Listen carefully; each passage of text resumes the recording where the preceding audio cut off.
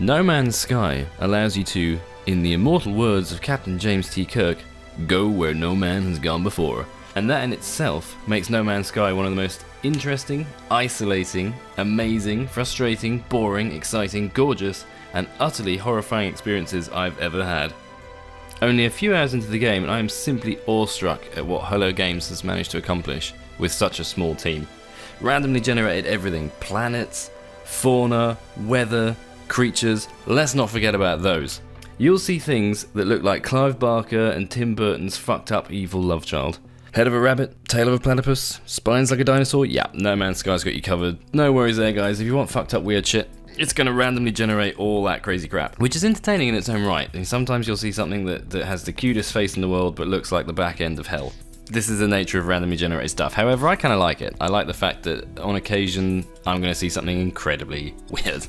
And it makes you laugh. Control-wise, the game controls really well. Moving, aiming, shooting, seemingly they've got that spot on. Space, combat, if you can call it that. So far I found it's become a little bit imbalanced. I've been getting my ass kicked constantly. I don't seem to be able to do anything. Running away seems to be the only thing you can do a lot of the time. Now, I'm guessing maybe when you've upgraded your ship and you've upgraded more stuff, that will become easier over time and you'll be able to actually fight your way out of trouble. I have not managed to do that yet. So, is this the sort of game you want to play? If you enjoy wandering around with very little instruction as to what you need to do, very little aim other than a very loose kind of aim of go over here at some point, you will enjoy it. Now it's kind of like it's very loosely a survival game.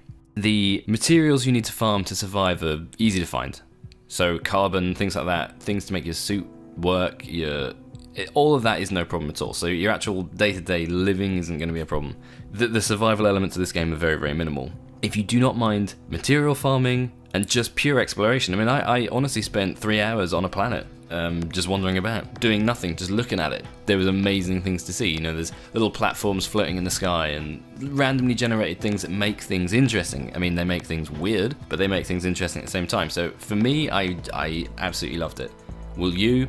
Depends on if you enjoy that sort of thing or not, and it is kind of going to come down to that. It's a lonely, isolating experience, and if you enjoy that in a single player game, you know, basically no narrative, wandering around doing whatever you want, then it's for you. It's absolutely for you. I recommend it highly anyway, even just as a kind of example of the way potentially randomly generated games are heading. It's the first real big toe in the water as to how randomly generated stuff could possibly go. So it's exciting, it's interesting. I'm looking forward to seeing more and more and more as I keep going. So from now, this is me signing off from the middle of somewhere in space. Alright, we'll see you guys later.